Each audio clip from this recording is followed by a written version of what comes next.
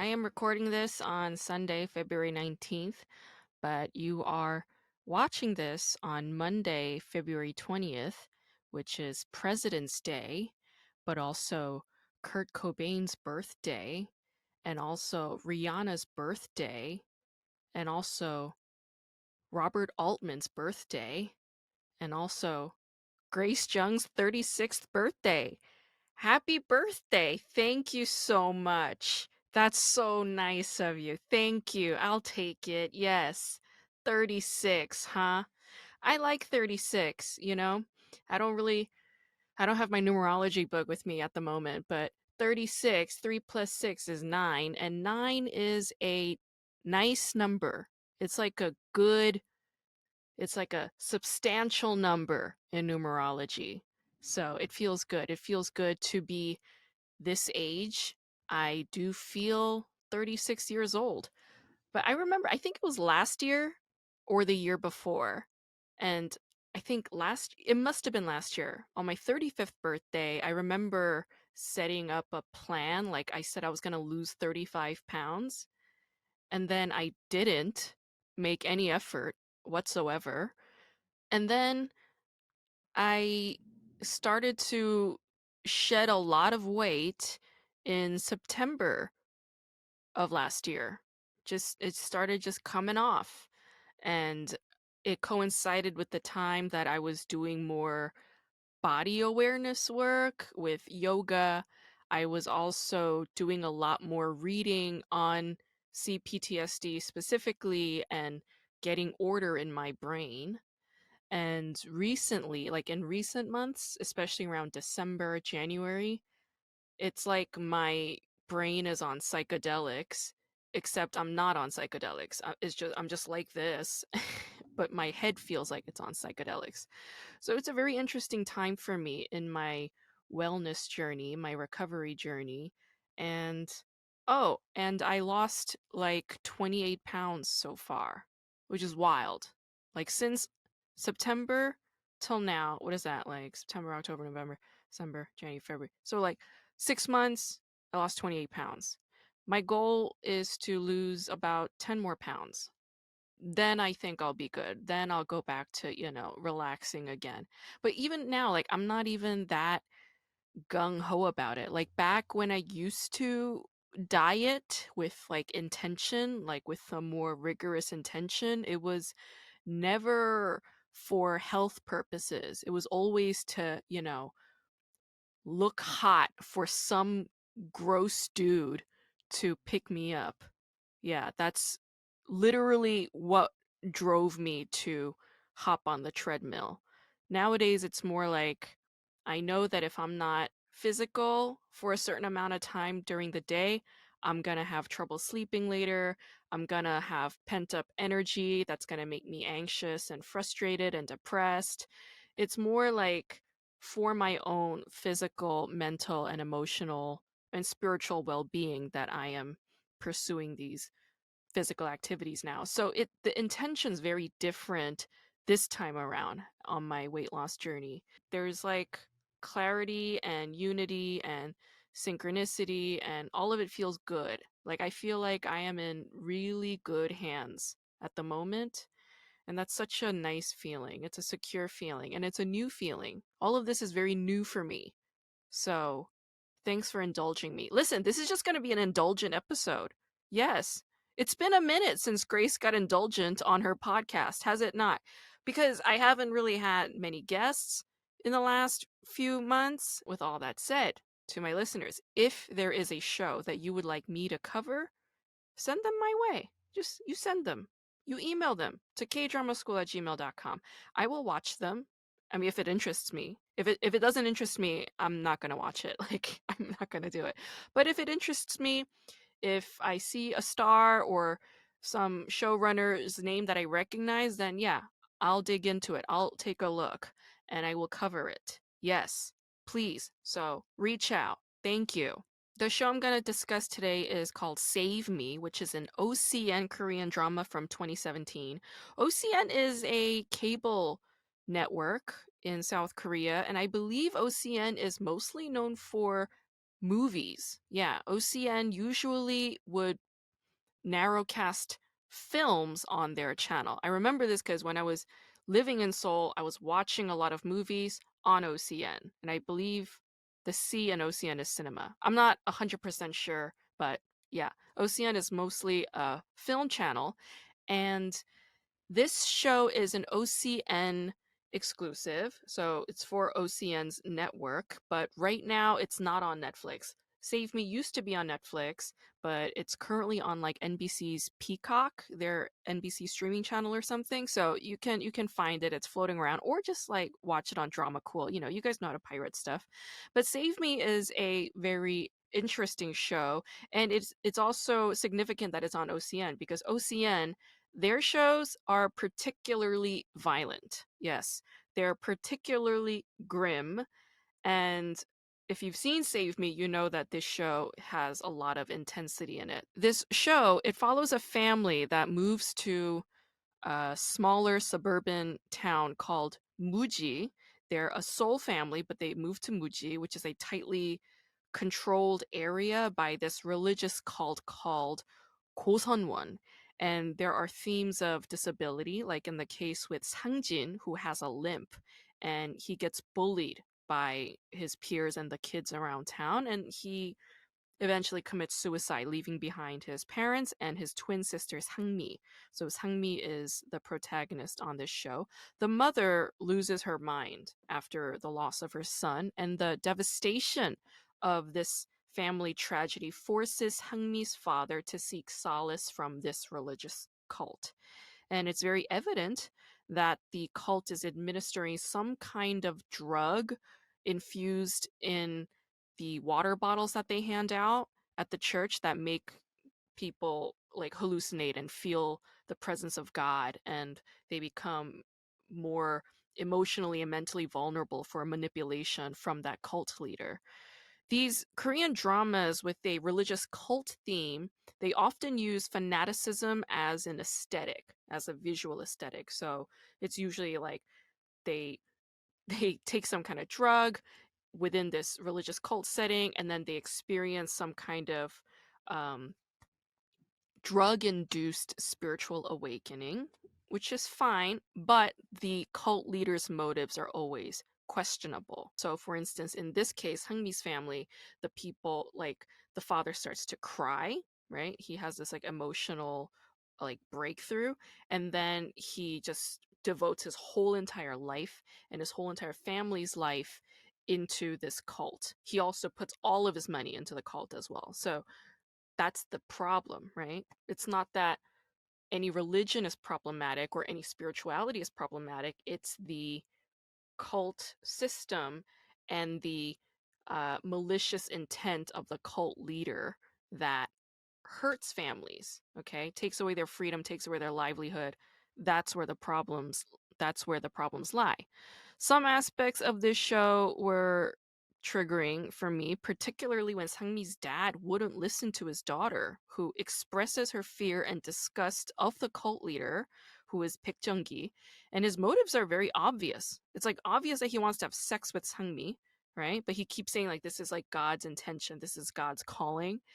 And the show's title is Save Me, which is based on Sangmi's request for salvation from this cult when she reaches out to her school peers. But the irony of this title, Save Me, of course, sort of harkens towards this salvation concept that is used in the Christian context. And the show is a very obvious critique of religious cult fanaticism and the way it takes advantage of vulnerable families experiencing traumatic hardship. I've mentioned this a couple of times already on my podcast, but South Korea and its history are rife with religious cults. And I think it's linked to civilians seeking healing from their traumas and psychological anguish. I was reading a article that was published in 1999, so it's a little bit dated. It was published in the journal called Transcultural Psychiatry, written by Dr. Kwang-il Kim. And it's a tad dated, but gives really good insight into how South Korea was in the late 1990s, especially around this theme of mental illness, psychology, and religion. So Koreans with psychological problems, like even schizophrenia, they would not seek psychiatric treatment. Instead, they would prefer folk treatment, shamanic rituals, home care, and herbal medicine, which they would find through their family members, word of mouth, through their community. Okay. There's this consistent suspicion around psychiatric treatment in this behavioral tendency. And about half of the patients who got admitted into hospitals due to their mental illnesses would just leave the hospital immediately against doctor's orders. Yeah. They would be like, "No, like I need to get the hell out of here." And this decision to discharge against medical advice usually came from the influence from their family members. So family members would be like, "No, like my child or my cousin or my aunt or my mother or my wife or my husband, they are not mentally ill. How dare you label us? We're getting the fuck out of here." So that's the logic behind it. And from that, you could sense this fear of the stigma behind um, this medical diagnosis, especially if it's a psychological problem, right? Like they just didn't want to be labeled crazy. And South Korea still does struggle with this social stigmatization. They I don't know. It's like we see a lot of K dramas nowadays that address mental illness. In fact, mental illness is almost evident in every single Korean drama practically. Yeah. If you want to count trauma as a mental illness, which in my case I do, it's evident in every single Korean drama because trauma is the inciting incident for all of those shows. But for some reason, they don't want to deal with it in the actual reality of it. So the patients and families turn to religion for a faith based healing, not just for mental disorders, but also for physical illnesses and diseases. Yeah. But psychiatric disorders are the most common when they seek faith based healing. On a personal level, I do know that Koreans don't like to be labeled with any disorders. In my own family, I know that there is a definite history of PTSD, depression, and anxiety. I wouldn't be surprised if there's also bipolar disorder mixed in there, especially from my paternal side of the family. But most recently, in my generation, no, in the generation that came after mine, so my cousin's son. So he's my second cousin, but in the Korean context, he'd be my nephew. So he's a teenager, and when I last visited Korea, I was like, "Oh, he has autism." Like, because I remember about 15 years ago when I was living in Seoul, I remember seeing him, and like he would always be taken to therapy, um, like he was in elementary school, and they would like take him to therapy, and I was like, what's like why is he going to therapy? And my cousin would always be vague about it, and I was just like, oh, maybe it's just like a behavioral thing, like maybe he's getting into fights in school. I don't know. He seemed like a docile kid, but when I saw him like this time around as a teenager, I was like, oh, he has autism. It's like very obvious he has autism. And my cousin just couldn't say it. She just couldn't tell me that he has autism, even though it's like right there, like in my face. It's like, oh, he's autistic. It's fine. Like, I have autistic friends, whatever. But she just could not get herself to admit that, which was very, I don't know, it was like, oh, it's a little surprising to me. My cousin, uh, when I last visited her, she was also experiencing extreme depression. And she was just like, I don't know, she was like crying. She was a little drunk too, but she was crying and she was telling me that she's depressed and that she's going through menopause. But then she confessed something. And then I was like, oh, there's a reason for her depression. This isn't just a chemical thing. And I'm not going to get into the details of it because that's her own personal thing. But I was like, well, you should reach out for counseling. I told her that I've been in cognitive behavioral therapy for like a decade and a half and that it's been very beneficial to me and that I don't think much of it, because in New York, LA, everybody's in therapy, right? So I didn't think much of it, but she was just like a little hesitant, but she's like, okay, like if you say that it does help with depression, then I'll go and see counseling. So she goes to um, see a doctor. She found like an older male doctor, okay? And this bitch goes to therapy and she lies to the doctor. She did not tell him the real reason why she was feeling depressed. Instead, she lied and just told him, like, I have depression because I have menopause. So he just wrote her a prescription for like estrogen or something. And that was the end of it. she did not talk at all about the real reason why she was depressed. And I was just like, how you gonna do that? You know, like my cousin's a nurse. All right. She is in the medical field, and she has a son who she takes to therapy every single week, multiple times a week, and she's been doing it for over a decade, but she couldn't get herself to do that. And that's when I realized, oh my God, like it's really hard for South Korean civilians. It's really, really hard. There's so much fear around this labeling, the diagnosis, you know, even if it means getting help. Yeah. Like when it came to my own personal diagnosis, there was a big sense of gladness because I remember when I was in my early 20s, like when I first started therapy, I remember telling my therapist, I was like, I think there's something mentally ill about me. I think I'm psychologically disturbed. I remember telling her this, and she was like, well, then you would have to go through a screening, and that would also require you to get an MRI and this and that. And then the MRI thing freaked me out because, um, like, I have a bunch of reasons why, but mostly it had to do with money. So I didn't go through with it. And then they were like, if you don't get an MRI, then we can't diagnose you. And the reason why they said they can't is because at the time I had suffered like a severe head trauma. And they were like, yeah, we can't go through with it.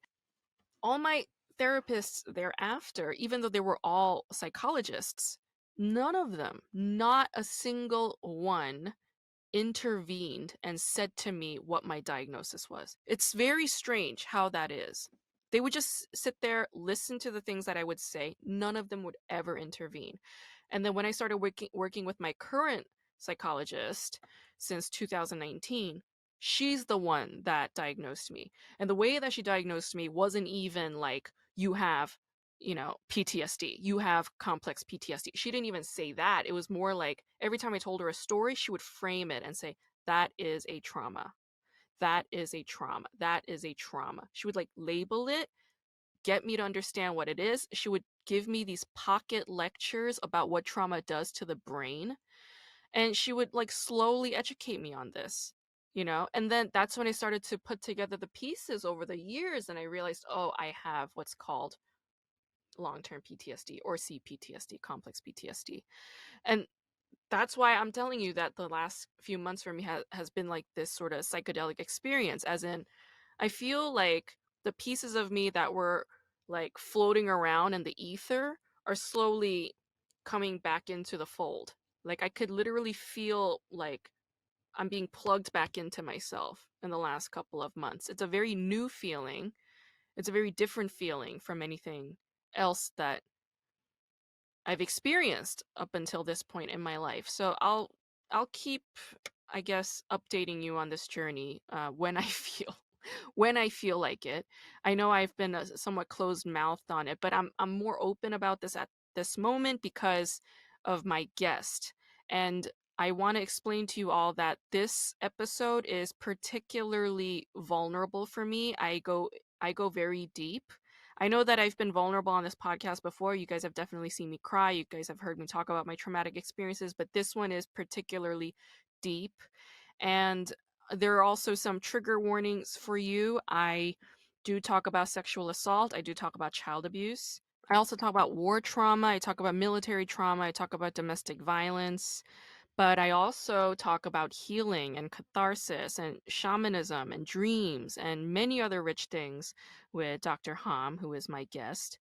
And this talk has a thickness, as my former professor Amy Villarejo used to say repeatedly in her lectures. Okay, there is a thickness to our talk, and it's very nourishing to my psyche, to my soul, in every which way. And I can't express to you how lucky and grateful I felt to have spoken to Dr. Hum. Let me introduce to you who Dr. Hum is and how I got to find him. So, Dr. Jacob Hum is a clinical psychologist. He's based in New York and he works out of Mount Sinai Hospital. He's also the director of Center for Child Trauma and Resilience and an associate clinical professor at Mount Sinai Medical School.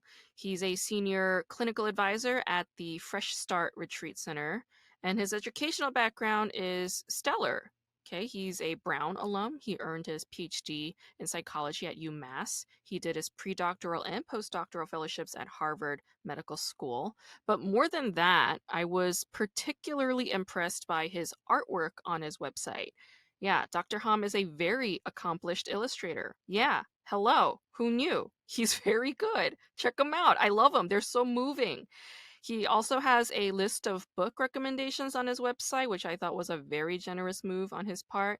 And I actually read Tattoos on the Heart by Gregory Boyle last year because of his book recommendations right after I read about him in Stephanie Fu's book. And um, just coincidentally, this was like a synchronistic thing that happened. LA comedian Chris Estrada, he's a fellow LA comedian, his Hulu show, This Fool, was streaming like right around the time that I was reading that book, which was just like a nice coincidence. And that show, This Fool, is based on stories in part taken from Gregory Boyle's experiences. So I thought that was fucking awesome. And if you've not seen that show, This Fool, on Hulu, please check it out. It's really good. It's really, really good. When I saw Chris at the Hollywood Improv Christmas party, I remember grabbing him and being like, "Thank God for you. Thank God for you and your show. It is so, so, so good. It is so, so, so funny." And I swear to God, I don't really say that to to a lot of LA comedians. Like I couldn't give a shit what other people do. But Chris's show, it's such a gift. It is so good. Yeah, check it out if you have not seen it. I was very nervous before meeting with Dr. Hom because I've listened to all of his talks on podcasts that he's been a guest on. Like I've been listening to him over and over again while writing my book and also for my own personal healing journey. Like he just says such insightful things that perfectly blend heart and intellect. Just like the most divine balance of these two things, which is like, oh, beautiful. I love it, because I like intellectual stuff, but I also like heart. Yeah. I do mention Jesus on this episode, but I want to be clear that I am not a Christian. I am a-religious, okay? But I am a deeply spiritual person and I conduct my own spiritual practice daily to stay connected to my higher self, to my higher consciousness. But I am not a Christian, so I want to be clear about that for political reasons. Two things happened after I talked to Dr. Ham. Later that evening, after our talk, I had this memory surface in my mind. It was like a deeply packed away memory, but it was my 6th birthday. So my first birthday celebration as an immigrant in Brooklyn, New York, with my parents and my younger brother. And I just remember there was just a lot of love in that memory that I don't know, completely filed away. So that was an interesting and nice experience that I had after our talk. I also had a dream. This is a recurring dream of mine lately. So the theme is always the same. I'm I'm in some place, some guy, some dude with like a little bit of clout. He comes to me and he's like, "Grace, like there are these people, these important people, they want to meet you." But I'm like, "No, like hold on, I have to take a shower. Wait, I have to pee first. Wait, I have to go and pack my stuff. Wait, I forgot my makeup. Wait, what am I wearing?" Like I have all these little excuses to say like I'm not good enough. I'm not ready. I'm not good enough. When all I have to do is just go and meet them, right? But I keep stalling it. That's the recurring dream that I'm having these days. And I know exactly why I'm having that recurring dream. It's because I am at the moment working on feeling like I do deserve good things in my life. Like I deserve love. I deserve good fortune. This is something I've added recently to my affirmations that I say daily. And it's like I'm in the struggle, like I'm in the change spot, yeah? So the recurring dream that I had after my talk with Dr. Hom, it was the same thing, but the space in that dream, there was a lot more cleanliness. Yeah, because before it was like when I go into those spaces, it's like dirty, it's like gross, you know? But this time it was clean. And I also saw a baby cow. It was like reddish dark fur, baby calf. and had like black streaks, and he was running to me, and I remember running away from the cow because I was like, "Listen, cow, I can't deal with you. You're a little too burdensome for me. Like, I can't handle a cow at this juncture in my life." And I was like running away from the cow. I remember running down a bunch of stairs, and I was like, "If I run down some stairs, this cow won't follow me." This cow followed me. He followed me down the stairs, and at the bottom of the stairs I saw a bunch of Rottweilers. They were all like sitting very calmly, like all they weren't piled together. They were all separate, but they were all sitting still. And then when I ran into this bathroom so that I could take a shower and get ready to like go and see the guy and those important people, it was like locking the door so that I could lock the cow out of my bathroom. But in the bathroom, there was a Rottweiler walking around, and I had to walk the Rottweiler out of the bathroom. I was like, please leave because I gotta take a shower, right? So I'm still dealing with this like inability to just accept, let the good thing come in. Like a cow is good fortune, it's good luck, like you want that cow. Yes, come inside, come hang out, cow. It's like I should accept it, but it's like no, no, no, no, no. Like I can't. And the Rottweiler too, I was thinking, I was like, what's significant about a Rottweiler? Well, I personally like love Rottweilers, but Rottweilers are often framed like in a villainous light, especially in Hollywood media. They're framed as like aggressive, hostile, rageful, scary. They're associated with gangs and thugs and criminals, right? But but to me personally, Rottweilers are like very loyal. They're great protectors. They're also very affectionate. And so it's like I think the dream was trying to get me to make peace or see anger or aggression or rage or hostility in a different light, like in a more holistic light. Like, what are the other angles that you can examine this characteristic of mine, this personality of mine that I always beat myself up about or shame myself about? The fight aspect to me, I always beat myself up about this. How do I look at it from a different angle? And then I saw it from all these different angles. Yeah. And then on Friday night, I remember smoking a little bit of pot, and I got like this rush of awareness around anger, and I was like writing things down. Like, I won't get into the details of it, but it was like it was intense. I also had Reiki on Friday. So it was 2 days after my talk with Dr. Hum. I had Reiki on Friday, and on Friday during Reiki, my Reiki therapist said the same thing to me that Dr. Hum said, and that my Reiki friend said to me on Monday. They all three of them told me roots and grounding. Yeah, grounding meditations, roots. And my Reiki therapist, when she had her hands at my feet were like, it was like they were on like static electricity. There was like all this pulsating, and like it was very interesting. I've never had such a sensation before. And she told me, she's like, you're always up here, like wandering around and going places out of your head. That's where your energy lies. But she was like, try and visualize yourself grounding into the earth a lot more. She also told me that there was some like blockage in my right hip, and that she removed it. And after she did that blockage removal thing, like I was horny as hell. If, I don't know if you guys have done Reiki before, but like, oh my gosh. Like, I know that the hip is a sacral chakra area. I didn't realize that I had a blockage there, but man, oh man, was I fired up. I was super aroused. Yeah. Friday and Saturday, oh my gosh. It's like I was ready to just like go across the street, go to a bar, and just grab any old guy and just come home because I was fucking turned on, man. So yeah, if your libido's low, go and get Reiki. Maybe there's a blockage, okay? It was nice. It wasn't like a desperate horniness. It was more like I was turned on for myself kind of thing. It's very new. It's a very new feeling. I'm telling you. I'm telling you, Grace is in a transition phase. Yes, she's changing. She's evolving, okay? She's going from Pikachu to Raichu, okay? So that's where I'm at, all right? It's very interesting, very fun. Oh, and this is one last thing. I was talking about my insomnia problem. Okay, so I have insomnia. I've had insomnia since I was a child, and I just can't, quote unquote, fix this insomnia problem. So after my talk with Dr. Hom on Wednesday, I could not sleep again that night. I had such a trouble falling asleep, and I was like up awake till like 2 in the morning. And I was just like, I just sat up in bed in the dark, and I was like, I've had it.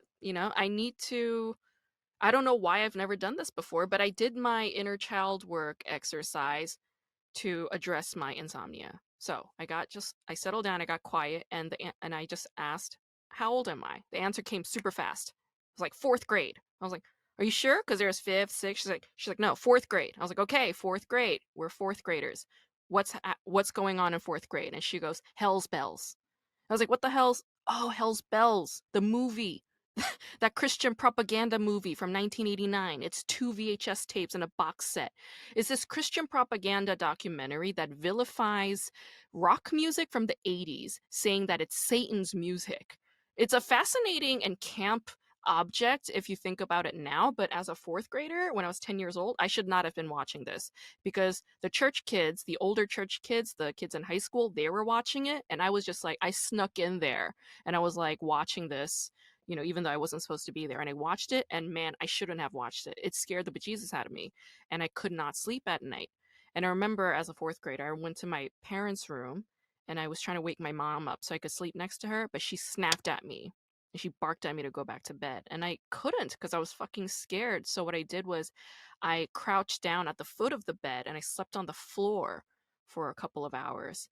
And then that triggered another memory from when I was 4 and I was at my older aunt's house, my paternal aunt's house, and I was sharing a bed with her daughter. Her daughter was in high school, and I would share a bed with her, but it was a small bed. And at night, this daughter, she would hog all the blankets, and I'm like a 4-year-old, and it's freezing, so I would wake up and I would try to get the blankets. I would try to wake her up. I'd be like, "Onni, wake up!" And she wouldn't. She'd be like dead asleep. So I would sleep on the floor with no blankets. And I don't know how many hours I was awake, like in the cold on the floor like that as a 4-year-old, but those memories came up. So I was like, okay, hell's bells, 10-year-old Grace. She's scared. And then there's 4-year-old Grace. She's cold and feels abandoned and she feels sorry for herself. There's like a sadness. I was like, okay, all right, I'm here. Let's you and I sleep together. Okay.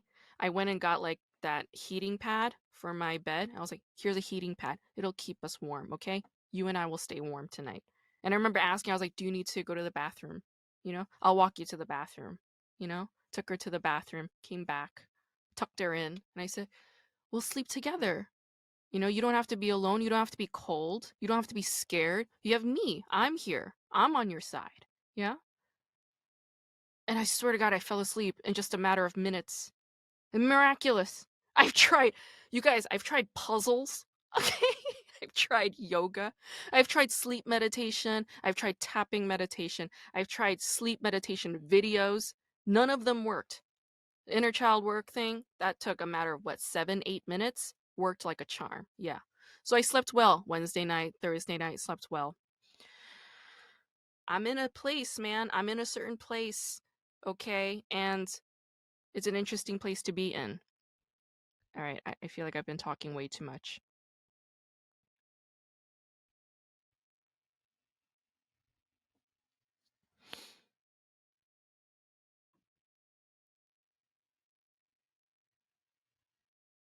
All right, I've been talking way too much, so let's just dive right into it without further ado.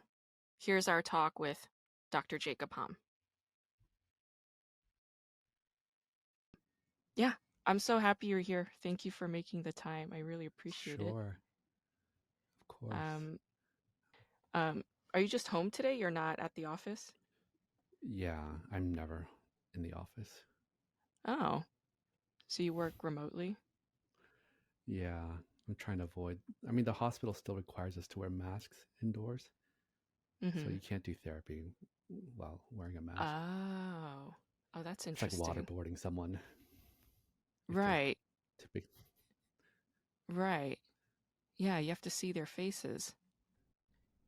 Just so that you and I can get a little acquainted, like, because I've listened to a lot of your podcast talks, like when you were a guest on other podcasts, and I really enjoyed everything you said.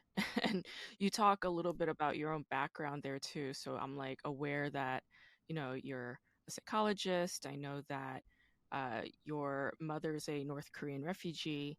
I know that you work with trauma, and I know that you work with children and families. Um, but I, Mostly it. adults nowadays, Oh, now it's mostly actually. adult. Oh, okay, so it's shifted a bit. Okay. But uh, I think it'd be weird if like you didn't know anything about me. So, I'll just give you like a brief intro of who I am. So, my name's Grace Chung. Hello. And I'm a stand-up comedian, and I'm also a writer, and I'm also a PhD. I have a doctorate in film and media studies from UCLA, and this podcast is really me. Congratulations. Thank you. Congratulations on your achievement. Uh, but I made this podcast mainly to talk about Korean TV shows because I've been watching them all my life and they're very popular around the globe nowadays. And I'm like, well, I have this degree. It's kind of useless at the moment in this economic recession and awful academic market. So, I'm putting it to use in my own way. And yeah, and when I was oh, and I'm also a CPTSD survivor, and I'm in therapy. My own shrink is like amazing. She's like the fifth one that I've worked with in the last 15 years, and I've been with her for 4 years now, and my work with her has been very effective. So I feel very lucky in that regard.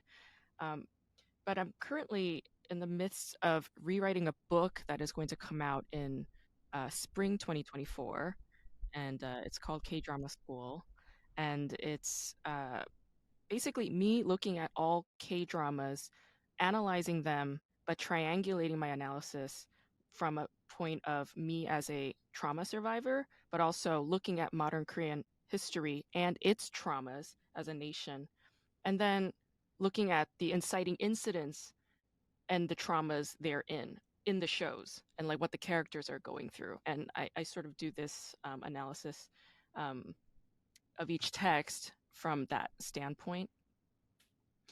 And I've been listening to your talks on podcasts while also reading about CPTSD more in depth for my own personal growth for the most part, but also for this book. And you always say such like profound things, uh, very poetic stuff. And I'm like, oh my gosh, you know, I mean, I hope you write a book, I really do, because you say I have a really, book really, agent, so it is coming. okay, thank God, because I'm like, where's this dude's book, Um, because when I want to talk about trauma from a Korean context, there's a whole lot of literature in academia dedicated to Korean trauma. They talk about it constantly, but it's so boring and it's so like ineffective in its vision for healing that I find I find them frustrating. In fact, I find them very triggering as I read them. You could pretty much label anything in Korean studies to uh, be some sort of exploration of Korean trauma in Oh, general, yeah. Oh, constantly. yeah. Yeah. All the violence in our movies, it's all trauma processing. And the melodrama too, the tearfulness and the crying and the screaming and the wailing and the throwing and the blaming and it's endless. So the reason why I wanted to talk to you specifically is because, okay, like here's this doctor who's Korean American, but you're also an emigre. I mean, you were born in South Korea, right? Where in South Korea were you born? In Seoul. Oh, okay. So, all right. Okay. That's cool. I'm from Busan. Yeah. Um, but yeah, I'm like, like could he possibly, fill this gap when it comes to talking about Korean trauma in a more productive way while keeping this end goal of healing and processing, right? Like successfully, like as an achievement in the end. So that's why I wanted to talk to you Yeah. specifically. Yeah, But are we going to be able to use you as the nexus for all this? sure. Why not? I'm already in it. I'm already doing it. And you're revealing Yeah. some of your stuff? A lot of Is my it okay if it stuff. goes a Yeah. little therapy ish? with you. Totally. Please, by all means, I am open to it. I'm down. Like part of what makes this writing process so uh difficult, challenging, but in an exciting way for me is because in academia, when we write about whatever, we have to leave ourselves out. It's like mystifying everything that's personal with other people's theories and some whatever. And it's like I don't see I can't connect to it at all. But so when I'm writing this book, I'm trying to incorporate my academic rigor, but also bring in my own personal stuff. And it feels so like sacrilegious because in academic writing, we're just not, we're trained not to do that. And it's like I'm trying to amalgamate these two parts of me along with my clown self, my comedian self, my comedian voice. And it's such a new alchemy for me. And it makes it very, very challenging, but like also really exciting. So yeah, I'm like fully in the book. So yeah, and I'm fully here. This is my podcast. You are my guest. So yeah, please, by all means. I'm getting so excited about this. Really? Yeah.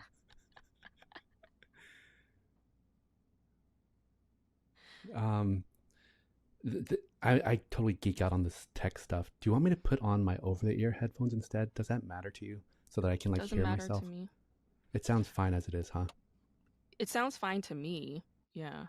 Okay. I'll just stay close to the mic then. Okay. Do you have an idea of where you're going to lead us? Yeah, I have like a bunch of questions that I wrote down. I did like so Okay. much work before meeting with you today. I was like meditating, like writing things down, like reading stuff. Um, One of the first questions that I have is when you're dealing Wait, with, have we already started? oh yeah, it's been about 8 minutes in. Yeah, Okay. it's very in media res. That's my style. Um, Okay. yeah. So Before you ask the question, sure. can we share an intention? Oh, of course. Yeah, that's a really good one.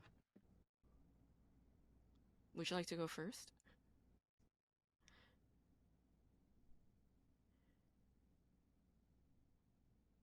Um, uh, uh, this is gonna be so cheesy. Um, Yes, I like cheese. all I care about is that you heal a little bit today. Oh, yeah, that's so nice. I feel emotional already. I Okay, know. thank you. Okay, yeah. I'm not as brave as you are. I can't go that cheesy. No.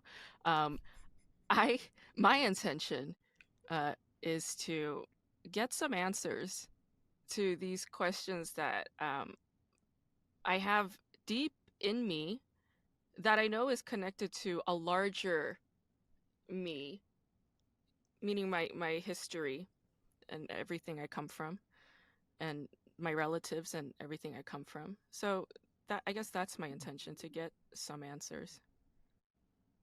Why? Oh, because it's heavy. I mean, I don't like feeling trapped in the same few questions over and over, or the same few narratives over and over, the same few frustrations or blame or resentments over and over. So I'd like an escape from those loops, I suppose.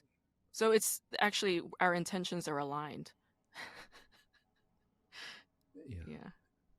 you want freedom. Freedom from the burden of whatever this is. Yeah. Yes. Freedom. Always. Okay. Now we're ready. Sweet. Yeah. Oh, I love that. Yes. Okay.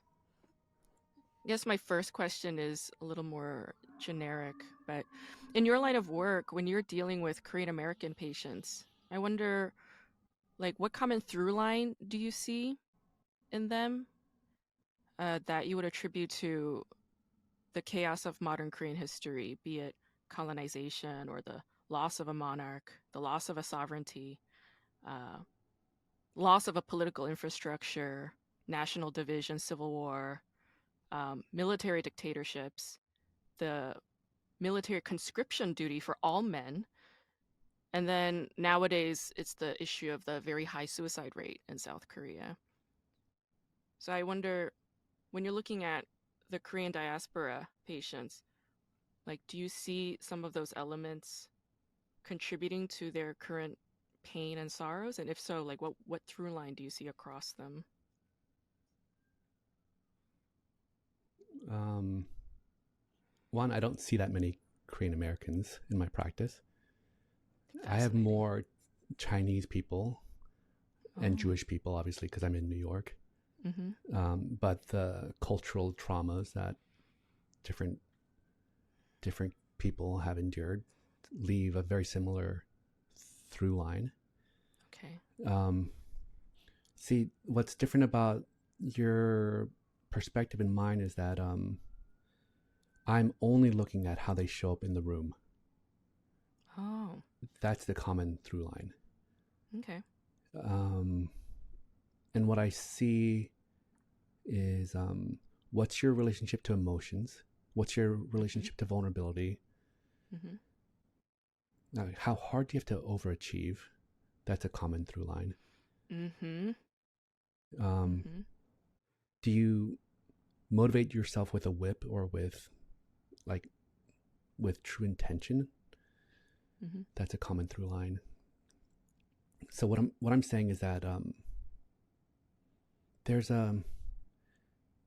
the imprint of all that stuff is in the way we treat ourselves, whether or not we live life through this lens of constant survival Mm-hmm. versus giving ourselves time to have leisure and recreation and joy. Mm-hmm. Um, Whether or not we allow feelings to be in us or in our children, or whether our parents allowed us to have feelings, or whether it was just like you know grades, food. Right. Mm-hmm. Mm-hmm. Yeah, so it's my my focus is on what's immediately happening in the room. Okay. Okay. I like that.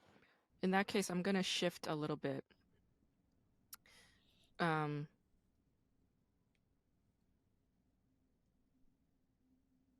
Maybe I'm not ready to shift just yet. Before that, there's one thing you mentioned, overachievement. Like, there's this drama called Sky Castle. It was the first show I covered when I started this podcast. And it's about middle aged mothers, women, and they have children in high school, some in middle school. And these mothers are very extreme helicopter parents. These kids have to get into Seoul National University. They have to be pre med majors, and they have to become a third generation doctor for that family lineage. That's it. Bottom line, right? And it's excessive. Yeah.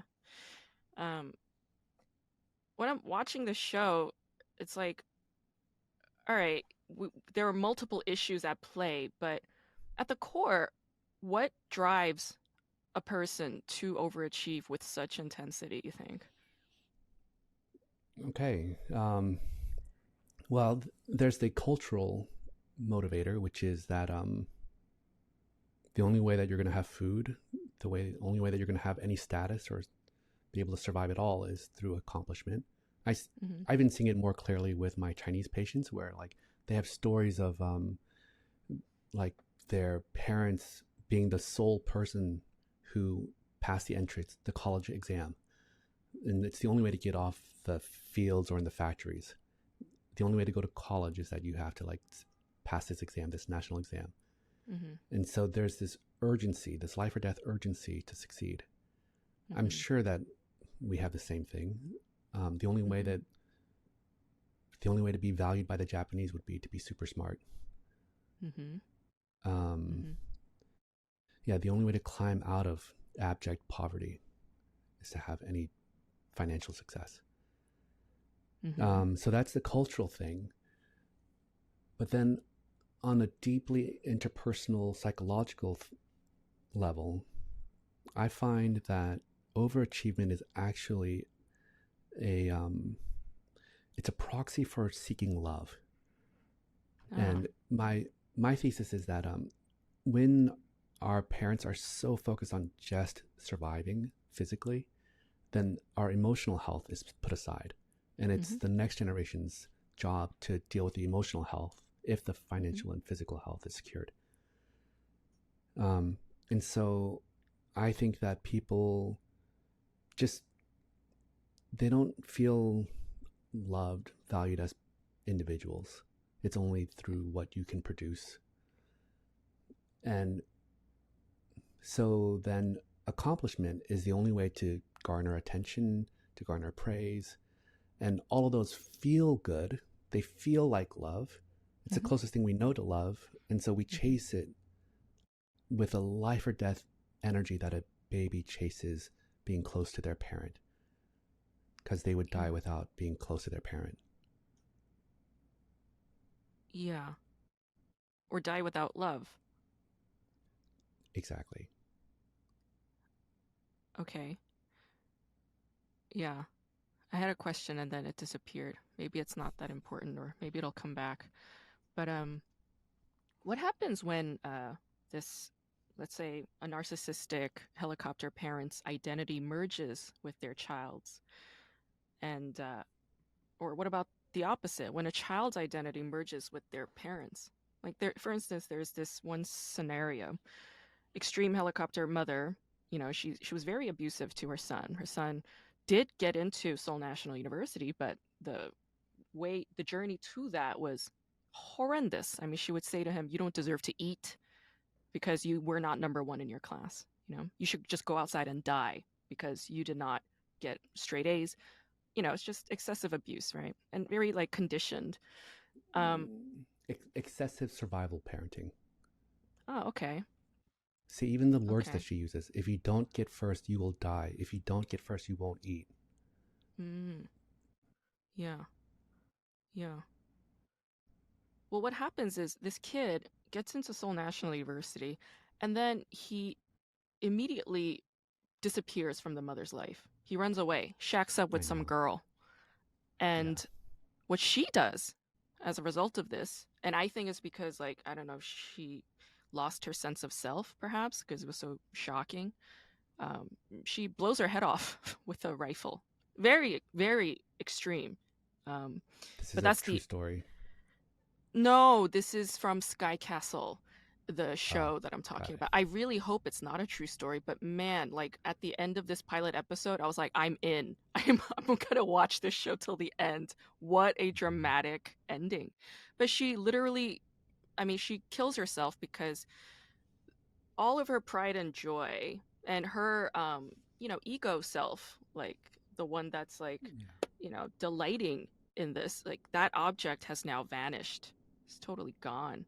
And she kills herself. I mean, I guess my question is, like, in your definition, like how would you define the ego and the superego in relation to trauma, and perhaps even in this scenario? Those are mixed. Ego and superego are different from what you're talking about, I think. Oh, Sorry for okay. saying that critically. No, please, Um, by all means. and I'm going to avoid defining it the classic way. I think what you're really asking is something else. What was it? What is your real question, do you think? How could a Well, mother do this? What? oh no, that well, I guess it's more like, in my reading, it was like, oh, her ego died, when her son decided to, you know, disappear from her life and reject her, Mm, and not do the thing that she had built him up to yes. do. So it's like I her don't ego is necessarily see it obliterated. that way. Oh, okay. Um, Hmm. See, like there's an edge of othering her in that.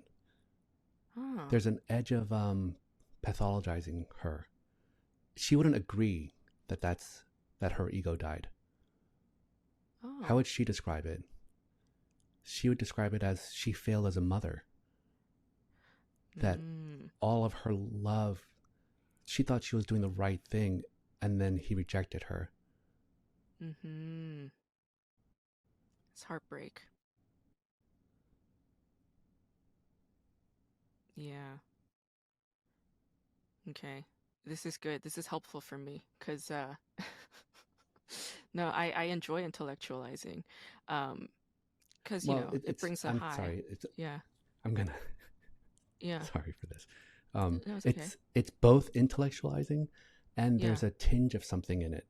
There's a tinge Yeah.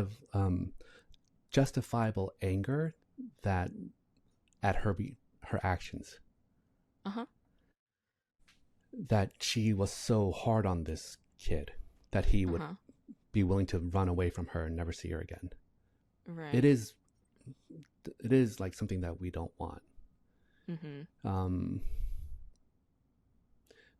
but then for me, the question is, why would she go to such lengths if not for the need to survive? That she was that desperate that this was the only way to succeed. Somehow this was Right. instilled in her that if you're not number one, you will die and you will not eat. Mm-hmm. She was living that viscerally in her parenting. Mm-hmm. It was all misattuned to him because he was not hungry or going to get shot if he wasn't number one. But her survival instincts that were hardwired into her from the histories of trauma that are hardwired into us intergenerationally, Mm-hmm. that's what was ruling her. Right. Um, so it's not about ego. It's all just about survival. Mm. Okay, yeah. You time and time again in your other podcast talks, you always bring up this word poignancy, um, repeatedly. And I was just like, okay. I wonder if it's similar to this, like you're trying to find like a very human balance. Like, okay, we acknowledge that what she did was painful for this young man. And the show does vilify her, frames her in that. Um, but also frames her as a mother in despair too, you know? Like she's crying a lot and she's obviously in desperate straits. Um, and I think you're trying to bring that into my awareness too right now by sort of trying to capture the poignancy of that motherhood, of that The identity, tragedy of it. perhaps. Yeah, the heartbreak of it. Yeah. Yes. Um, that it's more than just, about her bragging rights, you know. Yeah, perhaps like that is in there, but it's there alongside her intense love for her son. Her and it's like, well, how does she define that love? Oh, with success. He needs to succeed. He needs to be set up for greatness and he needs to do well. Um, alongside all of that. Yeah. Um, like, No. yeah, please. Can I? Of course. Are you sure? Um, Yeah. what I if we were in a real therapy session, Mm-hmm. then what I'd want to do is that I wouldn't want you to feel like, oh, that was wrong of me to do that to her, Mm-hmm. to somehow vilify Yeah. her. It's Yeah. actually like, oh, isn't it interesting that there was an urge to be angry at her? That, and then we would go into what is your own anger at this archetype of mother, this oppressive, misguided mother archetype about, Mm-hmm. and Mm-hmm. then we would honor the validity of your anger Mm-hmm. in like what happened to me and what happens to the children of trauma survivors is not right. Mm-hmm. It's not fair. Mm-hmm. And Mm-hmm. your anger is like a compass to how things should have been or what Mm-hmm. is wrong. And so Mm-hmm. you honor the anger, and then as you honor the anger, it invites the grief and the loss of what didn't happen, of what you didn't get or what we didn't get as children because of survival parenting. Mm-hmm. We invite that part of us to come into this space between us two. Yeah. absolutely. No, I appreciate you taking the time to note that. Um, no, absolutely. Like when I look at, I don't know, when I look at like what I do in my own work, I get emotional flashbacks daily and multiple times throughout the day. It's not as bad as my 20s. In my 20s, it was like every minute I would be triggered or my head would be in some place. And I remember constantly saying like I want to blow my fucking head off, or you know, or when I looked in the mirror, I would say that too. Like, but it was very intense because it was like a constant. But now it's not as frequent, but I still get them daily, and it's usually the inner critic voice, the staff sergeant marine, you know. um, and it's like I always have to take the time to ask them like, so what's up? Like, what did I, like, what can I do? You know, like, what are you here to tell me? And I go through that, and it starts at the place of fight where I'm angry and triggered. But once I acknowledge it, it turns to a sort of a place of emotionality. Like there's a lot of crying, there's some kind of grieving, mourning, and then immediately it shifts to gratitude. I've always noted that it goes from anger to grief to gratitude. Like gratitude is the first thing that comes up because it's like my inner child is like, thank you so much for for doing that for me. And then once I get to the gratitude part, that's when I can notice like, oh, whatever enemy I had, alongside them there was some guardian who was intervening, or that enemy figure themselves, the parent figure, the authority figure who was abusive, they also had sides of being a guardian as well. And it's like I feel safe enough to invite those parts in. Yeah. And I think that's what you were sort of helping me do with this character on Sky Castle. I want to ask you this. Uh, when we're watching media, like when we're watching TV, um, like, is it possible to experience some kind of cathartic healing from that? Like watching television when we feel some, because people cry while watching TV or movies. They laugh real hard or they get angry, you know. But it's a very visceral and emotional kind of experience. And I wonder, like, in what way can that sort of connect to therapy, if at all? Um, the only answer I can come up with is something about reintegration of yourself. And what trauma does to people is that it makes you a fractured person. You're completely divided from really understanding the connections between your head, heart, body, and soul. Mm-hmm. And um, sometimes you can't cry for your own stuff because it's too vulnerable. Your protectors won't let you. And like a movie or music or something else can kind of come in through the side door and Mm-hmm. awaken the parts of you that are in pain that aren't allowed time in your consciousness. And Mm-hmm. in that way, it really depends on what they do in the moment of crying. If they if they say stupid movie, Ah. then they're not healing. They're not taking it all the way. If they get mad at themselves or laugh at themselves and kind of make light of it, then they're not making use of that opportunity. Mm-hmm. If they see that this is awakening in them something inside of them that needed to be acknowledged, held, hugged, and then they really go through the process of saying, I understand why this is so meaningful to me and why I'm crying here, and I love you to the part that's hurting. Hmm. Then you're making it into a healing experience. I see. Man, I love that. Okay. I think I'm ready to do the shift now. Um, And I was like, "Ugh, like I was debating so hard whether or not to talk about this, but I think you'd appreciate it. So, my father served in the Marines.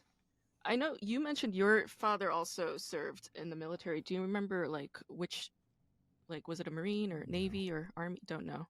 I think he was a drill sergeant. I don't know which Okay. branch. Hmm. So my dad was a Marine, and his eldest brother, who's 25 years older, and my dad Wow. never really knew his father, so his eldest brother was like a father figure to him. He either served in the Korean War or was like being trained right thereafter. So either way, I mean, the Korean War never officially ended, but Right. either way, this uncle, this kunabaji of mine, saw and experienced things while training as a Marine that were horrific. And when he got back home, he had full PTSD. He was a madman. He used to run around town with like a sickle, like threatening to kill people. He was an alcoholic. Everybody on my father's side was an alcoholic. My dad's an alcoholic. I'm an alcoholic, but in recovery. And uh, yeah, like so this father figure terrorized my dad. This was just a monster to my dad. And when my dad when my dad's conscription came, he had to go and serve. He was chosen for the Marines. And there's something about the Marines that is particularly painful for soldiers. They go through a lot, like I mean they all do, like the Navy, Army, Air Force, they all do, but the Marines in particular go through some intense hardship. So my dad served. When he got back home, this this older brother of his, the eldest brother of his, came running to my father, crying hysterically, and held my dad and said, "You served in the Marines. Like that's where I served." You know, he's like, it was so painful Wait, why was it painful? Like, oh because it no, I was didn't want that to happen to you too, or now we're because bonded. he yeah, like he experienced such brutality when he was serving in the Marines, and he now knows what his youngest brother went through, and he feels bad. You know, it Okay. was like this. It was empathy, compassion that my dad never got from his madman of an older brother. And my dad said that in that moment, this tiger of a brother of his, who abused him all throughout his childhood, was just fully humanized for him in that moment. Um, sorry, I'm like getting emotional now because I just saw my parents. They were visiting just last week, and I have a very fraught relationship with them. But the visit was fine. It was all like pretty gravy. But there's this dream I had when I was 14. I was 14 years old, and I had this dream that I was a male soldier. I was in my uniform, and I was in a dugout in the earth, and I was laid out, and it was pouring rain, and it was my body was like being covered with the water coming up, and my legs were covered, like blanketed with mosquitoes. It was unreal to me how many mosquitoes there could be when there's rain coming down that hard. And I was miserable. I was in so much agony. I was like, oh my God, I want to die. This is like hell. This is utter hell. And then And you were the dream. laying down like as if you were in a grave? No, no, no, no. It was just like a dugout. Like, you know how soldiers have to lie low? I was kind of like lying low. And it was raining so hard that the water was kind of coming up. But I wasn't fully Okay. submerged. But the water was kind of coming up, and my legs were covered in mosquitoes. I was being bitten. And then I was You were writing a crouched down. Sorry, I yeah, just need to get the I was visuals correct. horizontally lying down like this. My legs are here, I'm Oh, here, and the water is kind of like coming up around my belly area because there's like a slight dugout under my got it. ass area, and my legs are covered in mosquitoes. These mosquitoes were vicious. They were relentless. It was like, oh my God, what's wrong with them? And then I was writing a letter home. I couldn't tell to who, but I knew it was a woman. It was either a mother or a sister. I knew it was family. And writing this letter, I missed them so much that I was bawling my eyes out. Yeah. And then I woke up and then I went to the kitchen, I mean, to the dining room, and I saw my dad eating, and I told him this dream. And he looked at me like, with full pause, and he was like, "That's what I went through when I was serving in the military." And then we didn't go into it that much thereafter, but when I saw him last week, I brought this dream up again. And then I asked him specifically, I was like, "Were there that many mosquitoes when it was pouring rain?" And he took a pause and he looked at me dead in the eye and said, "You would not believe how many mosquitoes there were." Because it's the summer when he was this one particular night. It was the summer, and summer's monsoon season in Korea, pouring rain, and his military uniform had this like porous leather, like a poncho to cover from the rain, and these mosquitoes would pierce through the leather. I mean, that's how intense they were. And he said that, it was like such a painful time for him. Now, I'm reading also about like epigenetics and intergenerational trauma, and I just want to ask, like, I mean, are there instances where children can recall their parents' past traumas through in the form of dreams? Um, yeah, I guess that's my question. That's such a Why?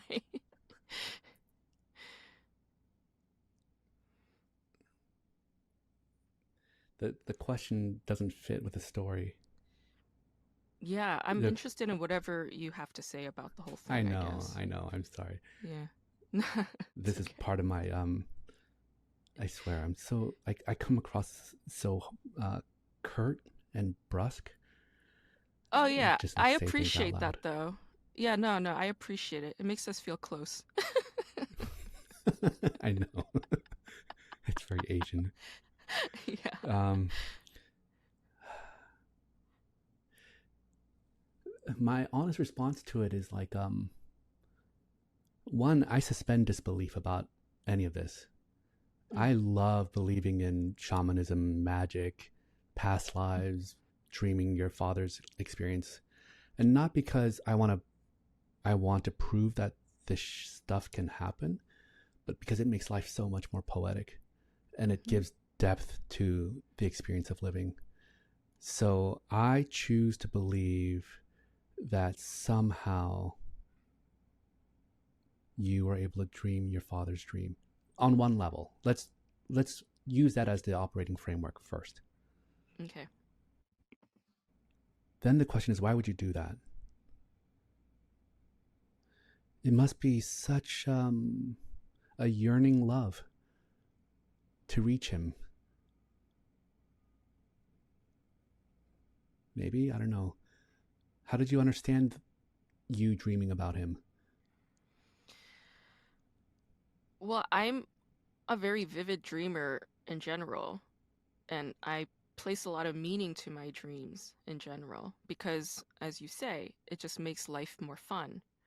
And I just read it in that way as just like, oh, this is a cool thing But that I did got you to hear do your this. story? You started Yeah.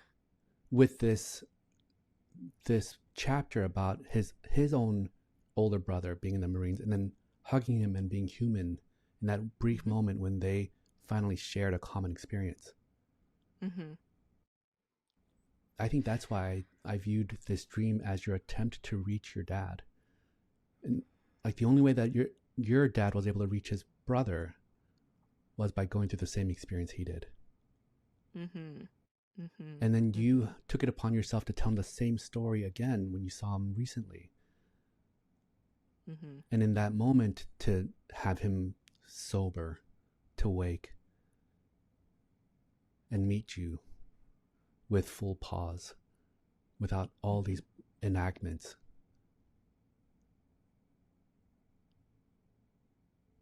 Mm-hmm. And you're tearing up even now as you're hearing this. What is Yeah. the emotion here? Um, well, there's a little bit of defensiveness, but I I cry a lot. It's okay.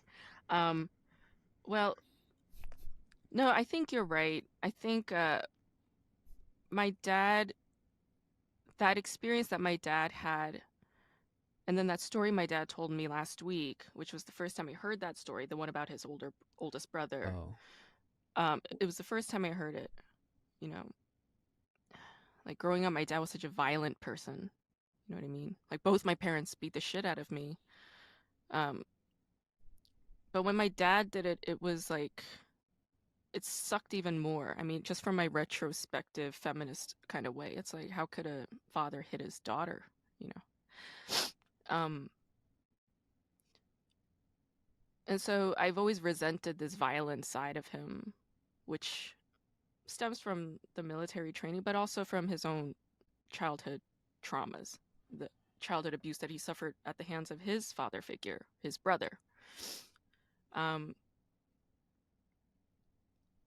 and yeah, like while I sort of tucked away this dream, this soldier dream that I had when I was 14, I kind of shelved it away as like, oh, this is just like a cool thing, like a cool psychic dream I had, you know? When you said that that's actually me loving my father, trying to reach him in that way, it's like, oh, you're right. Like, I'm trying to find a way to have compassion for him, you know, to empathize with his pain. Where does that violence come from? You know, it's like this is the poignancy thing that's happening. Like, when I saw my parents last week, what I felt like I was doing in my brain was like I felt like a tree holding up multiple branches all at once, holding everything up. Like all my muscles in my body and everything was holding them up like this, like an acrobat, which is something I'm not quite used to doing. It's a lot easier for me and other trauma victims to sever things in a binary of good and bad, safe versus evil.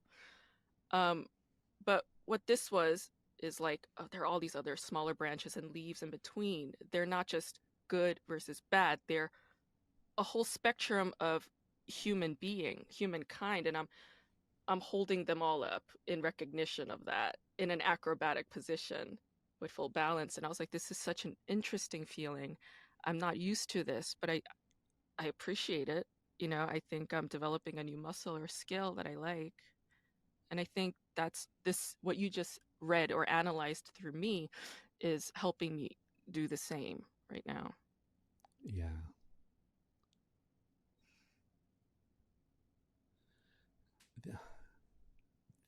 All I can do now is to share the vision that I was having as you were speaking.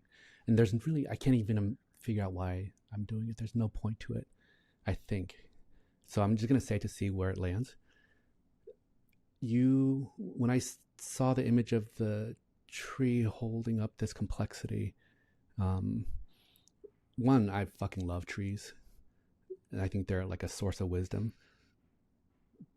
And what I was wondering about was that as you're able to hold complexity and as you're like flourishing and branching out and not just being a binary trunk, what's your root system like? Mm. Are you rooting yourself, getting grounded? And what does that mean? Just yesterday, I had a Reiki session with a friend. She's just starting out at Reiki. And I told her I have insomnia. I was like, I got my migraine thing. I have that under control. My insomnia, I've had it since childhood. I need to sleep, man. And she was like, when you meditate, do you imagine yourself rooting down, like out of your ass, like from your root chakra? Do Yeah. you imagine yourself rooting down? And I was like, no. I was like, my head is bouncing off in a billion different directions, and they always go to a dark place, and I'm always trying to bring them back into my breathing. That's the work that I do all day and every day. It's up here always, Mm, like from here up. It's never, I kind of yeah. neglect my lower self. And she was like, next time try and do that. Try to root yourself and ground yourself. And this past year is very, very new. But okay, so both my parents, grandparents' side, they're all Buddhist. And then my parents decided to become born again Protestants.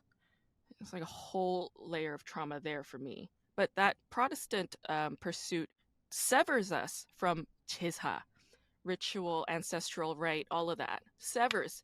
So we grew up not doing that. Also, my family's the only one that immigrated to the US. All of my relatives live in Korea. So we couldn't even go to Chesa and participate. Not that my parents even would want to, because they find that like, oh, that's a big no-no in Christianity. But what I've been doing since last year, late last year, is I would leave out just a small bowl of water and like maybe a piece of fruit, light incense, and say a small prayer. Because before the prayer was to my higher self and to a divine source. But now I include my ancestors in that. Yeah. And I'm doing that in an effort to root down and ground down, I guess. So that's my answer to that. And I once a friend of mine, I was working in a clinic, and she disappeared for 3 years, and she came back. She had gone off and learned Native American shamanism, Mm-hmm. and then I was like, "Sign me up, let's do it." And then we did some soul retrieval work and other kind of ceremonial stuff. And in Mm-hmm. one of the healing ceremonies that we did, I went, retrieved a hurt inner child from the depths of hell, and then um, I flew out of hell. I went to this mausoleum in Boston. It has the oldest cemetery in the U.S., oldest garden cemetery in the U.S. And I went into one of the mausoleums there, and it was my ancestral mausoleum. And inside there were all these banners in the chamber, and this lion spirit animal of mine started to shred all of the banners, and like blood was just like pouring out of these things and filling up the room. It was like a flood of blood. And as it was happening, it was like the most horrific thing. I didn't know whether to stop the lion from like mauling all these banners. But then as the banners were being shred, a spirit was freed from the banner. And Mm-hmm. each one was an ancestor of mine. Mm-hmm. And with each one I bowed, and I felt them saying to me, "You do not have to carry our burden anymore. You're free." Mm-hmm.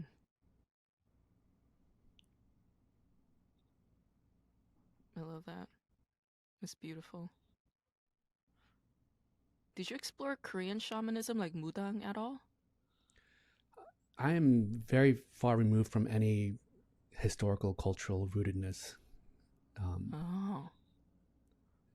but I wouldn't be surprised if there's some lineage, something about me that's rooted in some of that stuff. Although I know that shamanism is reserved for mostly women in Korea, but in I consider my spirit to be more feminine anyway. So Hmm.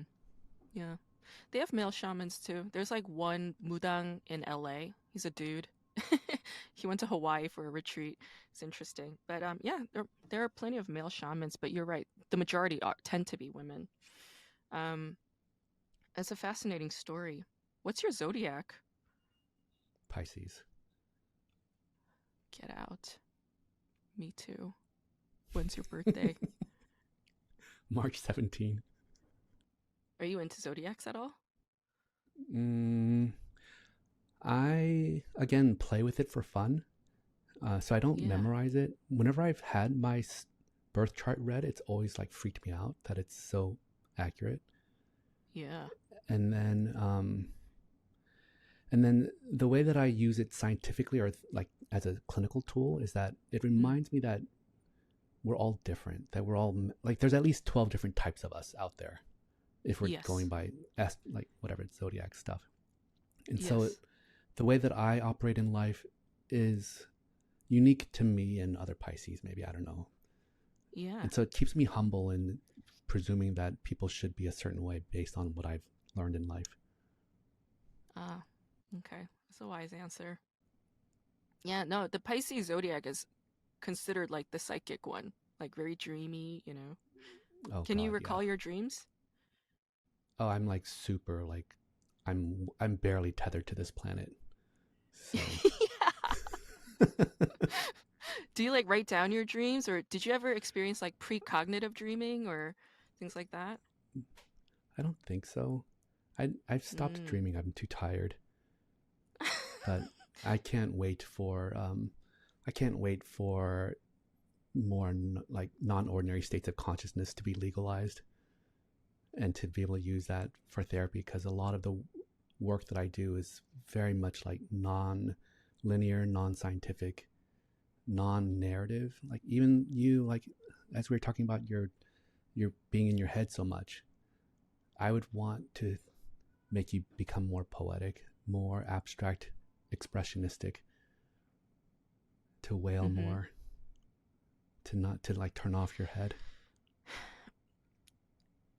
To not turn off my head? I'm sorry, to turn off your head. Yeah, trust me, that is, I wish I could. Like, every night it's a battle. I'm like, all right, it's time to settle down. They don't settle down, you know? It's always lit up. And that was part of my abuse problem. Like, I quit alcohol 3 years ago. Um, I smoke pot every now and then, but that's a slippery slope. But yeah, my addiction to substance abuse, even food addiction and screen addiction, it's mainly because I want to get away from myself, my head. Um, it's very noisy up there. Um, but okay. No, I love all this. I love that you're What Pisces. I want to say one thing about what I'm always trying to convince my patients to do, which they think is ridiculous. And most of mental health is oriented around the philosophy that you're supposed to get rid of and alleviate symptoms. Mm-hmm. And for me, my belief is that you actually have to like uh, deep dive into your suffering. Like lean You have into to, it. oh yeah, you have to like be rattled. You have to like experience it. Like Oh. so much of trauma is about like avoiding bad things from ever happening again or experiencing the things that happen to us.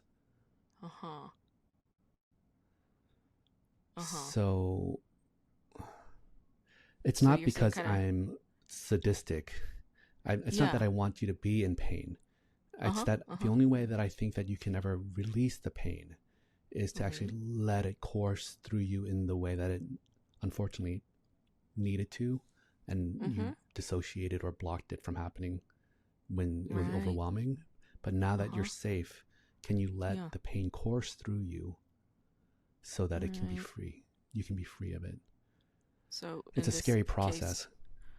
so in this case, the insomnia sort of let it happen, just kind of sit with it, be with it, and then let that course through me. Is that what you're saying? Yeah, but that's gonna become stupid. Like you're gonna be like, fuck that Dr. Hom. He's like so stupid. Like at night, like at 3 o'clock in the morning, you're gonna be so like Yeah, pissed because I off am at me. You're literally like, up till 3, 4 a.m. Yes. I Yes. know. It's not that actually. It's like when you see a spark of emotion, do Okay. you allow yourself to feel it? When you feel Mm. yourself pushing something away and you feel the urge to drink or something like that, can Mm-hmm. you choose to say like, I allow myself to know what this is? Hmm. Like you're doing I great see. today. Like, well, no, there was this one moment when you cried and I wanted to ask you why, and then you didn't, or you moved on to your dream. You went, it doesn't. It was something about when you were talking about having seen your parents, Mm-hmm. but next time I see that you're getting emotional, do you mind if I interrupt you and we'll just pause and you By allow all yourself to means. know what the feeling is? Yes, by all means. I give you full reign. Yeah. This is more of an honor for me. So yeah, by all means, I'm down. Even yesterday, like when my friend was doing Reiki, like, she's very new at it, but I'm like, I'm okay with being a guinea pig. It's totally fine. Um, And you say that with full clarity and intention, or are you saying that in a uh-huh. dissociated way? No, I'm excited for it. Like I'm always Okay. down for an adventure. Yes. Yeah. Okay. Great. Cuz and I like that, you're open to these other like forms of therapy as well. Um cuz like my shrink, she uses transpersonal psychology. In my Mm-hmm. own work for myself, I also like I'll do like mushroom trips like a couple times a year or LSD trips a couple times a year to reset, to gain Are you perspective. with I'll sitters? The first time, yes, but thereafter I always do it alone because Mm. I get too distracted by other people. But if I feel like I'm in a difficult spot, I know who to call. And I've only had to do that once. So like I kind of prepare myself for things. Um yeah, but thanks for asking because, safety is important. But No, not just safety. hmm. It's to it's so that you feel safe enough to go deeper and darker. Oh, I see. You know, yeah, I hadn't considered that because when I'm with myself, I feel like I can go deeper and darker, maybe. I think that's why I choose to do it alone because if I'm with somebody, like the caretaker part of me is like a little too, you know, with the other person, But but I would contend that that's the first thing you can work on then. the To caretaking in part. the Yeah, as soon as you're going Mm, in, know that they are there for you. It's all about tending to you. And then that becomes a profound experience in the yeah. non-ordinary state. Hmm. Yeah. Yeah. I'm not very good at that. I'm I not good know. at accepting compliments either. Like a few months ago, a friend of mine complimented me. He's like, "You're a good writer, Grace." And I remember just staring straight ahead, like fully ignoring him, like pretending like it's not happening. And I was like, why do I do that? I need to get to the bottom of this. And I realized it's because it's love coming in. And I'm like, I don't feel safe when that happens. A compliment is love coming in. They just say it, but in my head, it's love coming in. And I'm rejecting it in my head because it's like, I don't feel safe. Stop it. Another thing I noticed over the weekend is I was at a friend's birthday party. It was all her friends, and they were showing an interest in me and my work, and it felt so uncomfortable. I'm like, stop asking questions about me and my work. They're like, oh, you're writing a book? Oh, you do comedy? Can I come see? Oh, like, what is your comedy about? And I was just like, oh my God, you need to shut the hell up. It felt like a nightmare. That I need to explore further too, but I think it's the same thing. It's just love coming in, interest, attention. And I'm like, stop it. What the hell?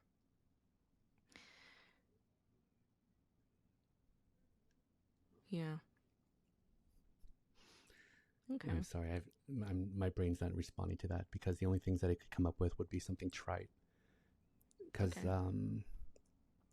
you already know, like, I think everyone would have an urge to say something about how you need to let love come in, or like you need to learn Mhm. to love yourself, some crap Mhm. like that. But in Yeah. that moment, it felt like you were already in that space of knowing all these things, and you were Mhm. just looking at yourself without being judgmental or needing to fix it. You're just acknowledging that this is where you are in your growth.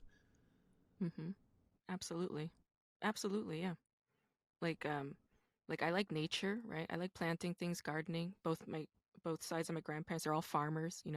I lived with my maternal grandparents when I was young for like several months at a time when I was very young and growing up on their farm, there were like cows and pigs and chickens and cabbages and radishes and mushrooms and a creek, and it was like very, idyllic, and but I have this like morbid fear of worms and maggots. They freak me out. And like I went mushroom foraging recently, and I found these worms inside the mushroom caps, and I was like screaming in my kitchen, and I remember asking Mm. myself out loud. I was like, "Grace, are you going to let some worms get in the way of your love for mushroom foraging?" And I was like, in this moment, yeah. Like this is where I'm at. They scare me. I can't do it. Mm. Like I hope to get over it at some point, but worms scare the bejesus out of me. I personally think mushrooms are also creepy as fuck. Oh, really? I love Yeah, mushrooms.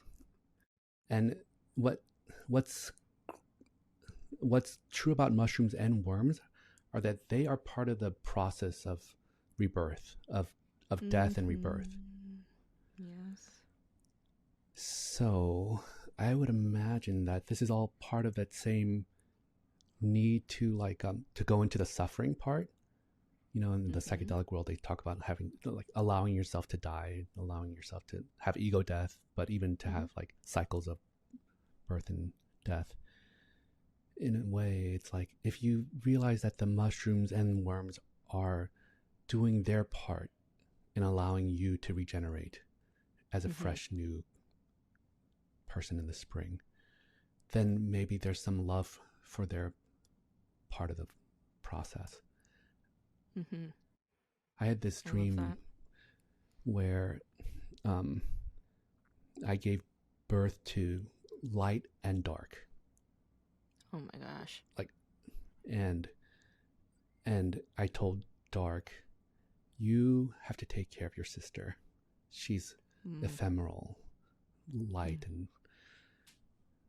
and you're strong. You're like pewter, but Mm. people are going to vilify you. They're going to misunderstand you. They're going to renounce you. They're not going to understand what your job is. And I'm sorry that you have to go through this. And I just like cried and cried for this son of mine who was going to have to carry so much on his back to uphold the light. Yeah. But Yeah. without the two of them, nothing would exist. The, Mm-hmm. the, the, the shadows create the contrast. The shadows are like the fabric of the universe, the substance of the universe, and light dances on it to create the things that exist in it. They dance, they play, they swirl, Mm-hmm. they cycle. So in that way, I've been trying to embrace and appreciate the light part, the spring and the winter, the the living and the dying processes of life. Mm-hmm. You gave birth to yin and yang, and the yin and yang have they're gendered, feminine and masculine, and in yin and yang they have a speck of black and a speck of white in both. There's this I think he's a physicist or theorist. Is it Goethe or anyway? It's this guy. His theory says that in light prism, like darkness, what we see with our eyes as darkness is actually another spectrum of light. So his argument is that light penetrates everything, even in the darkest black. There's That's true. a that's actually a tone of light. And I was like, that is so profound, you know? Um, I love that dream though. And I love how you're, like this is like where I kind of look up to you and admire you because you're always kind of down with the dark stuff. Like you don't seem so afraid of it. Whereas I'm still kind of afraid of it. Yeah. Not that I'm not like not willing to look at it, you know? Like my mother is that way. She disassociates a lot, blanks out, stares out the window a lot. If I say things that make her uncomfortable, she ignores me, disappears. Um, Whereas my dad is a little bit more grounded and he's okay with looking at the darkness, given his family history, I guess. Um, but yeah, like I'm trying to reach that place, of like, I guess letting earthworms crawl inside of me and mushrooms grow in my face. Yeah. And what I what I'm saying is that I'm not detached while those things are happening to me. I Yes. just surrender to the terror of it. Mm-hmm. And I like there's a part of me that wants to fight and run and Yeah. yeah, just be overwhelmed. Okay. What do you tell yourself to like keep yourself present and there? Mm, nothing. I just Oh. yeah, see that's the part where I'm trying to just become awareness without self talk. Yeah. Yeah. I love that. Mhm. And sometimes I'll choose to run away. Sometimes things are too hard. And then other times I'll be able to, for some reason, be able to endure it. Mhm. And then I just let my body choose. Mm. Yeah. Let your body choose. That's deep. Okay. We're running out of time, but I have two more questions. Is that okay? And then we can wrap up. Yeah. That's all right with you. Um, yeah, when you said awareness, I was like, oh, that's so Ram Dass. Like, um, when I was like in sixth grade, it was a particularly rough time for me because that's right around the time around sixth grade, seventh grade is when my childhood sexual traumas came up for me. Like when I was young, my parents had this tendency to leave me at other relatives' homes, which is very Mm. common in Korea, but causes a lot of developmental trauma. And in this one particular case, I was 4. I was left at an aunt's house, my dad's older sister's house, who already had an older daughter, so she wasn't interested in having a toddler in her house, and she kept telling me to go outside and play. And one of those days when I went outside to play, there was a predator neighbor. And around seventh grade is when that memory came up while I was reading a memoir about a woman who went through childhood molestation. But in sixth grade, I was going through, adolescence and just whatever difficulties with parents and other authority figures in the Korean American community. And I had this dream. Um, at the time, I was going to church, and it was Christ, it was Jesus. He and I were standing next to my fishbowl where I had guppies, and there was like morning light coming in, and he was just standing there with me. We didn't say anything. Yeah. Like full awareness, full attention, just full love. That's what I felt. And I told my parents about this dream, and all they wanted to know was, what did he say? What did he say? What did he say? And the thing is, like, he didn't say anything, right? But I'm a kid, and I'm like, I have to come up with some kind of answer. So I was like, I don't know. He just told me to, like, just try really hard at things and that I'll get them. I don't know. I made up some bullshit. And then they put me up at the church in front of people in the congregation, like, tell them what Jesus said to you. And I said the same. He just like told me to try hard in life and that, things will work out. But that is not what happened. Christ didn't say anything, man. All he did was stand there next to me. Full awareness, full love, full presence. Morning light That's it. coming in, fishbowl, me, him. That's it. Yeah. That's our best self. Yes. I think that's what, like, people say, what is source or what is the divine? Like, what is light? I think that's what that is. Yes, Yeah. I know. Yeah, it's love. It's It's this just love. Yeah. contemplative, compassionate love. But then the question is, how do you be that embodied in this human form? And that answer to me is that you suffer the throes of life.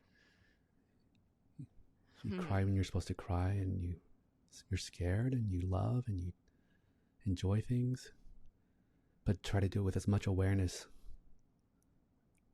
and savoring it as Right. much as possible. Right. Because it goes back to how you analyzed, like, my storytelling and my dream about my dad and his marine thing. It's like, oh, like, to me, I hear you reaching for your father, like reaching for his love or, loving him.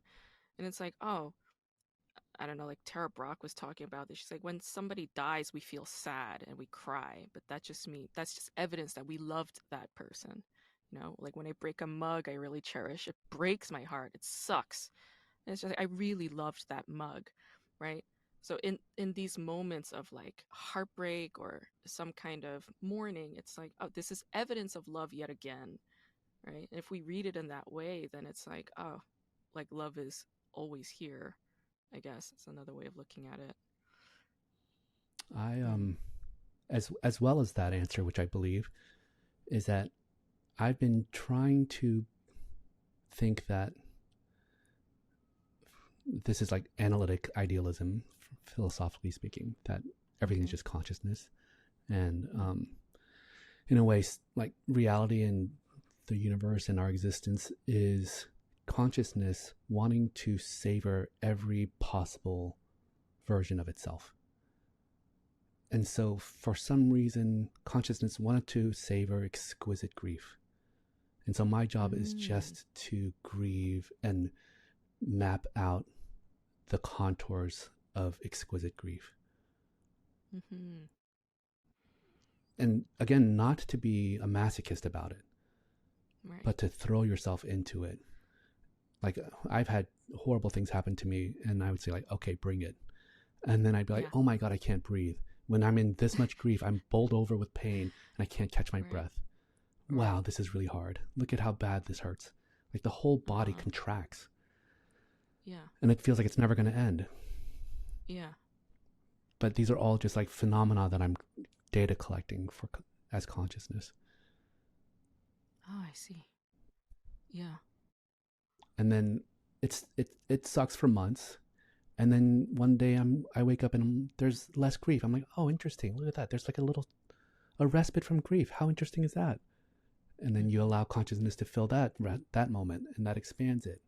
And then suddenly your consciousness is re-engaged with the universe again. Yes. Yes. It's it's like the wheels of like samsara or karma, or like the wheel of fortune card in tarot. It's similar to how like when I do inner child work with myself, going from anger to sadness to gratitude. It's like it goes through this cycle. Yeah. And while doing so, it's like there's a greater expansion. Like you're saying, oh, I add that to my consciousness. It's like, oh, you're adding that to this, to the expansion of your consciousness. Yeah, I love that. One thing that you did that I noted, and I don't know how much time we have to go into it, but you started that story about the dream of Jesus with your experience of your childhood thing. Hmm. Why? Yeah, Well, how was that connected? I think he was preparing me for something, because it was just 1 year after that I had that dream when that trauma surfaced. I think it was like preparing me, like kind of be like, brace yourself, or don't forget this moment because something rough is coming. That's why I started there. Ooh, that's Yeah, cool. thanks for mentioning that. Because I had that dream, but I tucked it away for a long time. And then last year, while napping during the day, I had a dream that in my dream altar space, like which is like just a room, it's high up on a mountain, there's a window that's looking out, and there's like you could look down into the slope in the valley. But in that room, which had no light, there was sunlight coming in, but it was like midday afternoon light. There was a big fish tank in the middle and beautiful fish, but they were all dying. They were all sinking. And I was freaking out because I was like, oh my God, who's going to clean this dead fish? I hate dead fish. Like, and I was going through my Rolodex of contacts in my head. I was like, I could call this guy or this guy, all dudes. I'm like, no, they're such losers. Like, I can't depend on them. Like, this sucks. Like, I'm stuck with the fish. I have to clean it myself.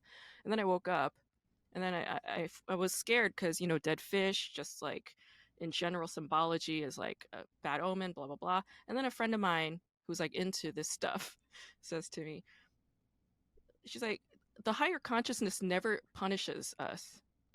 And she was like, so don't think of it as a bad omen. It's trying to get your attention.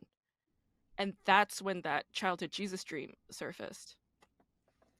So the reason why I mentioned that Jesus dream in connection to that childhood trauma is because, again, I think there was like this constant envelope of love or arc of love that's That's right. like keep going because there's a point. Like it's Yes. gonna come and it's gonna become a circle. Yeah, Yeah, yeah. exactly.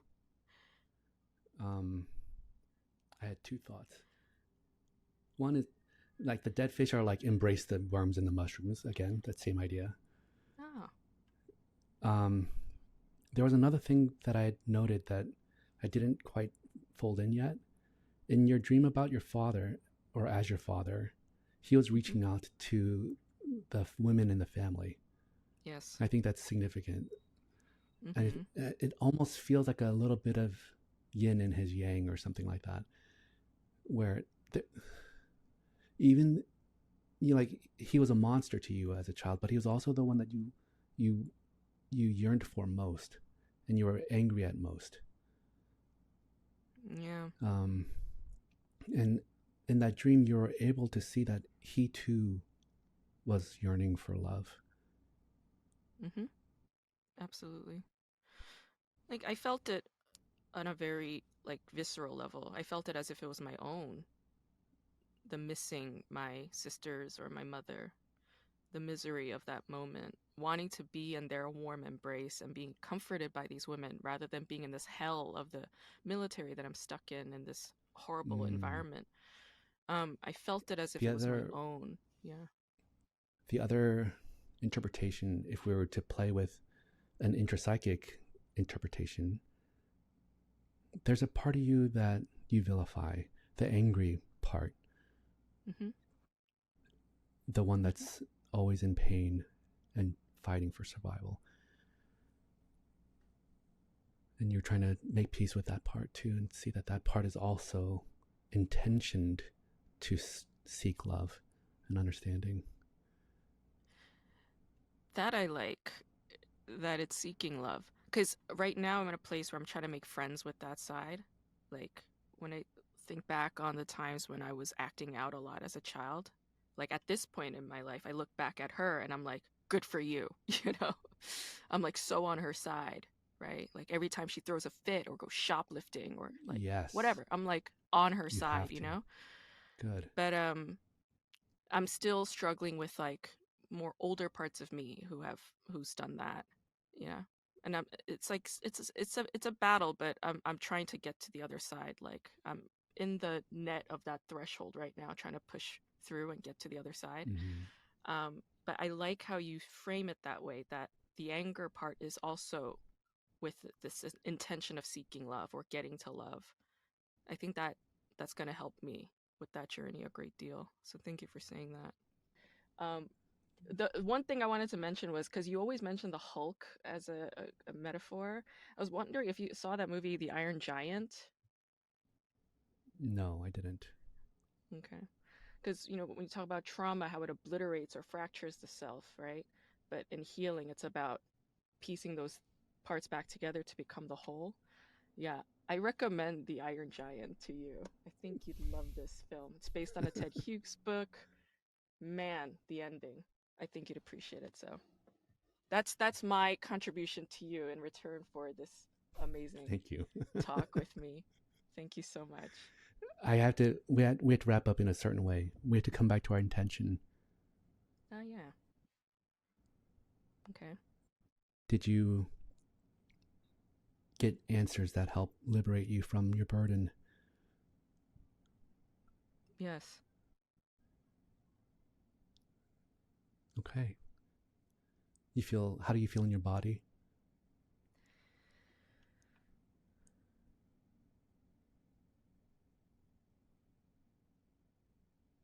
My chest area feels a little lighter right now. Good. Yeah. Thank you for asking me. How do you feel? Um, I don't know. I'm a nervous wreck. So Really? like, yeah, my heart's racing. I'm like clammy and sweaty. Oh, So yeah. You're I've not a just been. performer. Sorry about that. I should have been more mindful of that. Yeah. Yeah. Well, no, it's Yeah. more that I was working really hard. Yes, you're right. I and the aspect of it being observed adds another Yeah, layer of you're on stress. camera. It's more higher Yeah, pressure. But I didn't get any sense of that. I thought you I were know. amazing. Thank you. Yeah, you're good. you're, you're really good. Yeah. All right. Thanks. Well, thank you, Dr. Hum. Of course. Thank you.